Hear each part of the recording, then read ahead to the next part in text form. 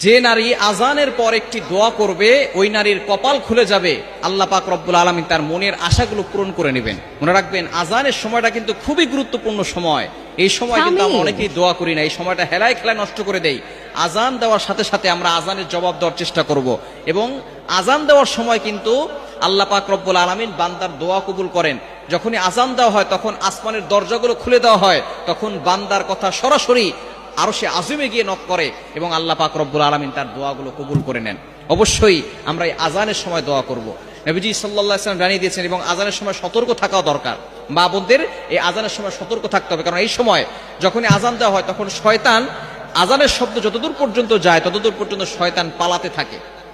হাদিসের ভিতরে আসলে শয়তান পালাতে থাকে, এবং কুকুর এই শয়তানদেরকে দেখতে পারে, যার কারণে কুকুর ঘেউ ঘেউ করে আওয়াজ করে। দেখবেন আজানের সময় অনেক জোরে জোরে আওয়াজ করে কুকুর, কেন? তারা শয়তান দেখতে পায়, যার কারণে তারা এইভাবে আওয়াজ করে। এই সময় নারীরা